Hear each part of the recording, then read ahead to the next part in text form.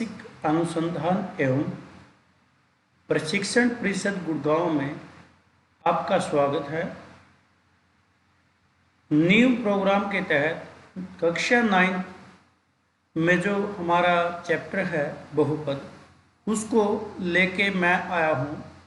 मैं Anil Kumar, PGT mathematics, GSSD block Pundri, district Kaithal, Haryana से आपका न्यू प्रोग्राम में स्वागत करता हूँ। बच्चों, आज हम बहुपद के शून्यंक और बहुपद के मान के बारे में पढ़ेंगे। बच्चों, बहुपद के मान को कैसे प्राप्त करते हैं, आज हम इसके बारे में चर्चा करेंगे। बहुपद का मान क्या होता है? बच्चों, हमारे पास x का कोई मान होता है। x हमें क्या बताता है?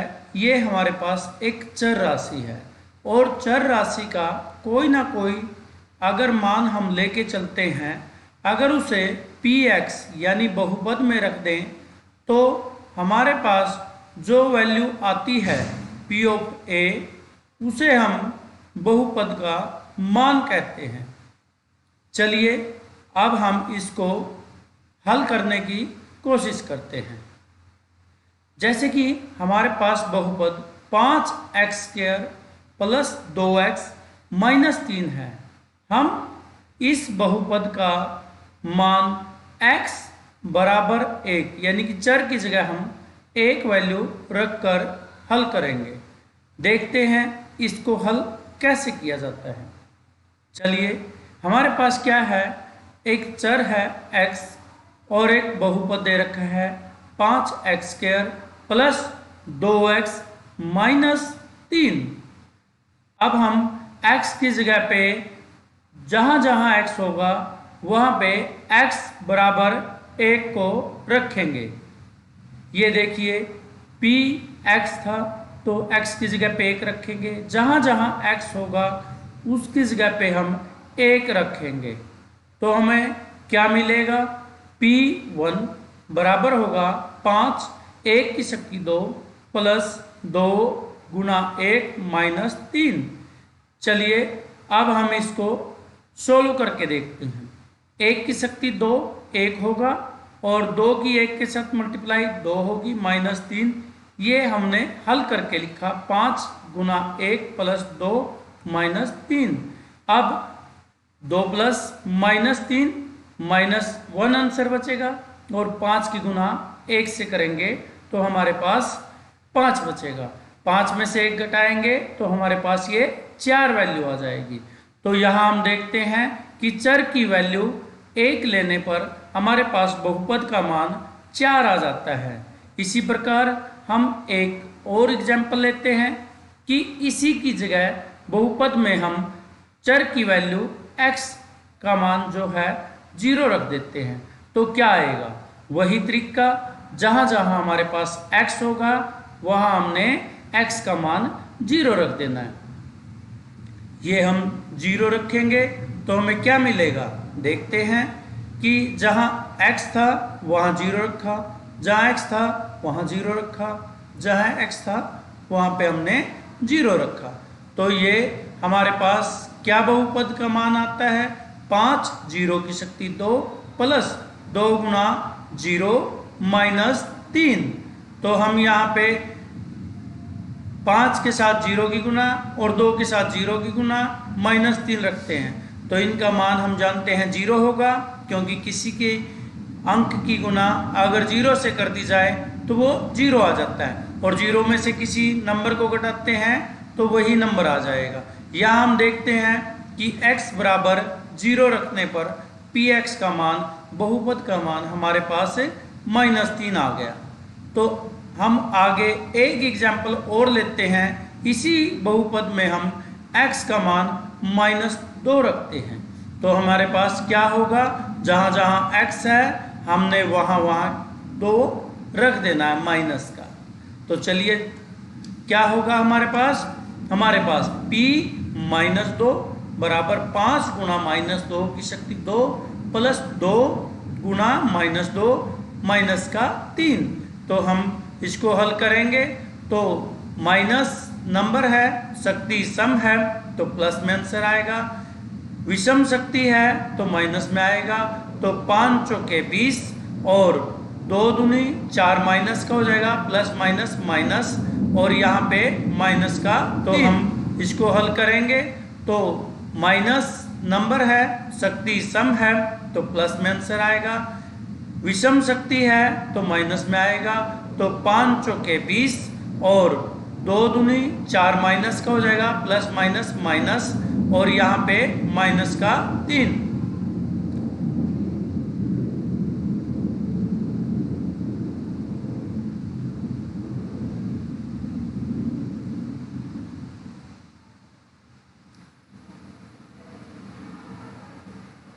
देखिए बच्चों, फिर हमें आगे क्या मिलता है। p -2 पे 20, 4 भी माइनस, 3 भी माइनस, -7। 20 में से 7 को हम माइनस करते हैं तो हमारे पास वैल्यू आती है 13। यानी कि जब हमारा x -2 है तो px का मान क्या होगा, 13 होगा।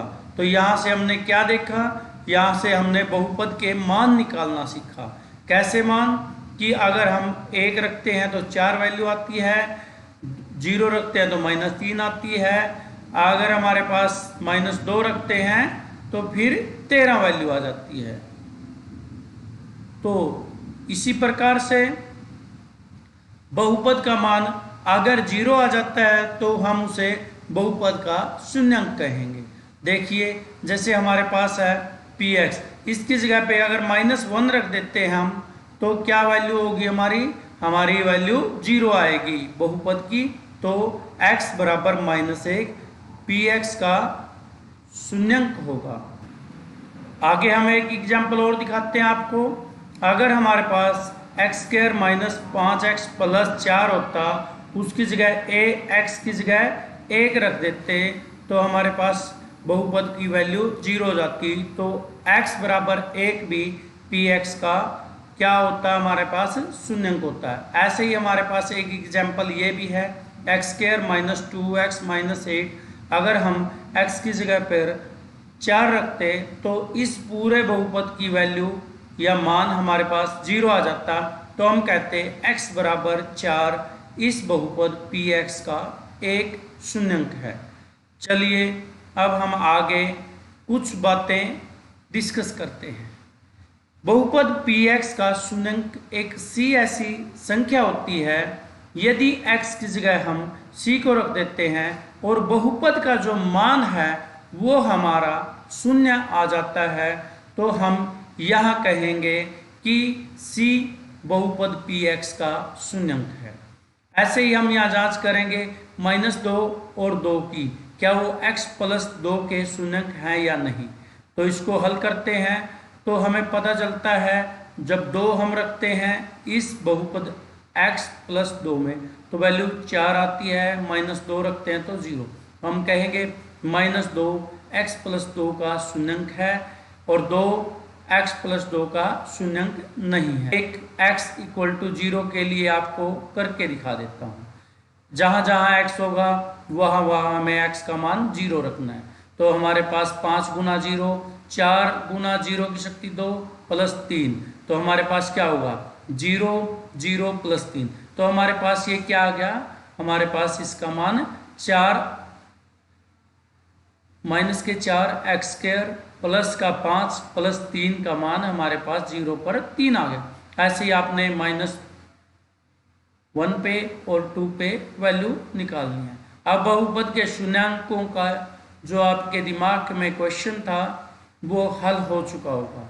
फिर भी हम इसको आगे और तरीकों से करके देखते हैं कि बहुपद का जो शून्यांक होता है एक वैल्यू पे तो हम उसका मान निकाल कर देख सकते हैं कि ये इसका शून्यांक होगा या नहीं होगा, परंतु अगर कोई बहुपद दे रखा है तो उसका शून्यांक कैसे ज्ञात करते हैं ये हम डिस्कस करेंगे। और साथ ही साथ इसी शून्य रहित नॉन जीरो यानी कि शून्यतर बहुपद का भी हम शून्यंक ज्ञात करने की कोशिश करेंगे, शून्य बहुपद का शून्यंक भी हम ज्ञात करने की कोशिश करेंगे।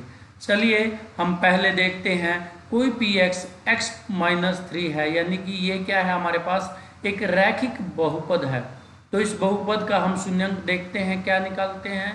तो इसका जो px है मान 0 आ जाता है। इसकी जगह पे हम कुछ भी वैल्यू रखते हैं, अगर वो इस पूरे बहुपद की वैल्यू को 0 बना देता है तो ये उसका शून्यंक होगा।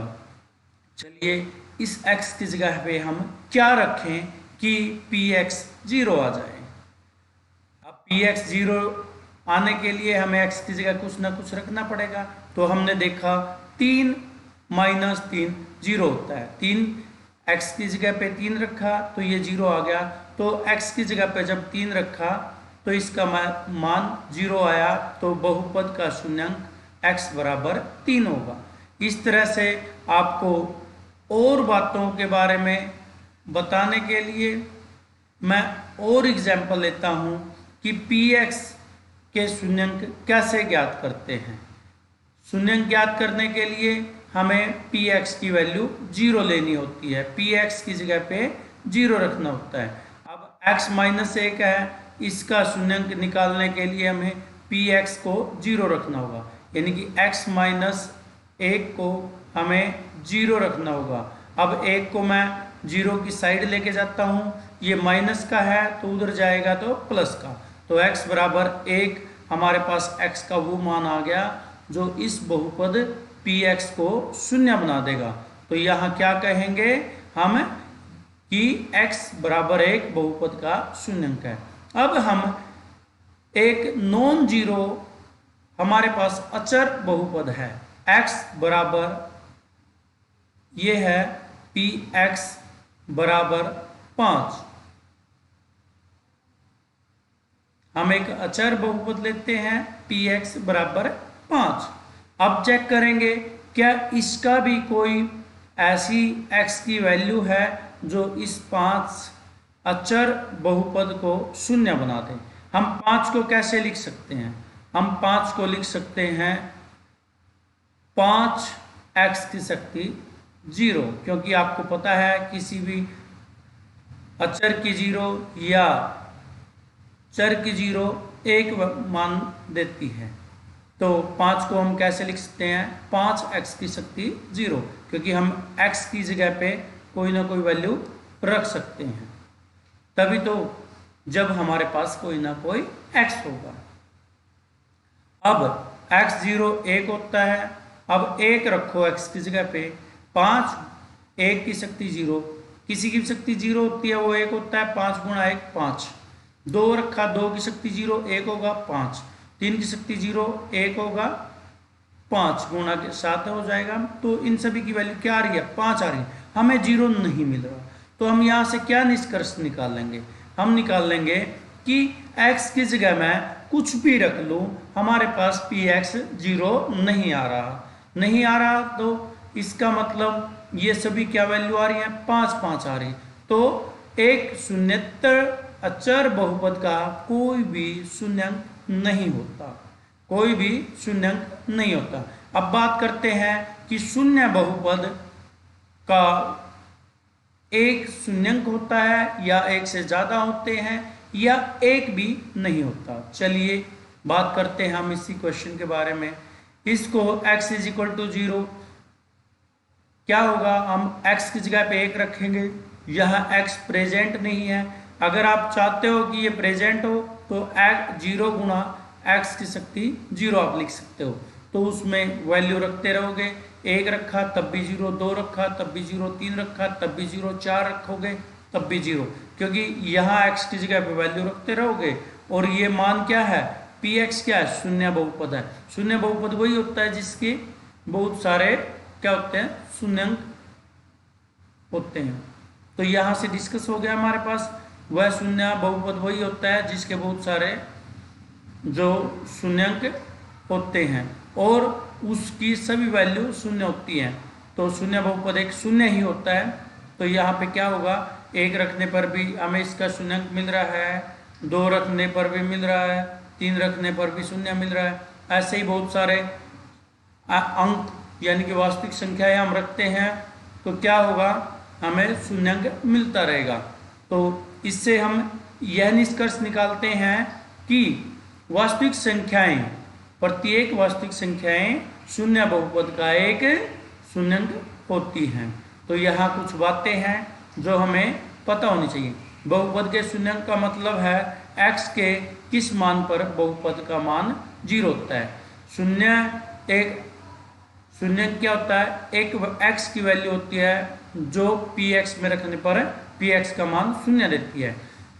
किसी भी बहुपद का शून्यंक निकालने के लिए px के मान को बराबर रखते हैं 0 के बराबर। शून्येतर अचर बहुपद का कोई भी शून्यंक नहीं होता, प्रत्येक वास्तविक संख्या शून्य बहुपद की शून्यंक होती है।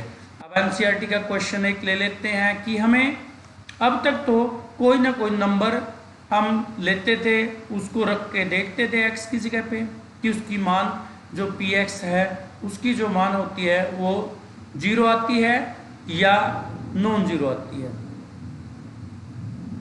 अगर हमें 2x + 5 का शून्यंक ज्ञात करना हो तो हम क्या करेंगे। सबसे पहले हमें इसका पता होना चाहिए ये कौन सा बहुपद है। ये रैखिक बहुपद है।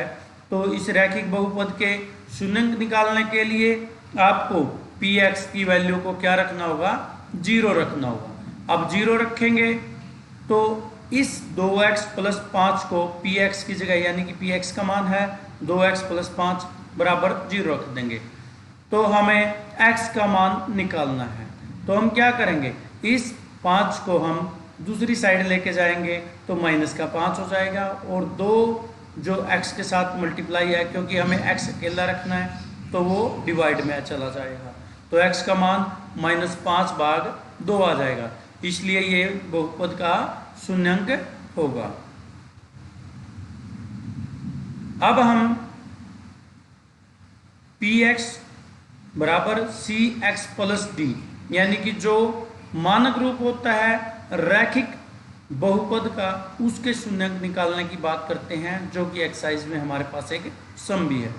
तो px की जगह हम क्या रखेंगे, 0 रखेंगे। तो 0 कैसे कि cx + d = 0।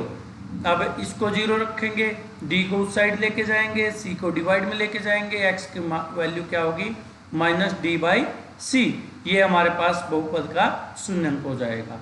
अब कुछ जांच करने के लिए हम यहाँ पे बातों को ध्यान रखेंगे कि x बराबर a हो तो px का एक शून्यंक होगा। कब होगा, जब a को हम x की जगह रख देंगे और इसकी वैल्यू 0 आ जाएगी।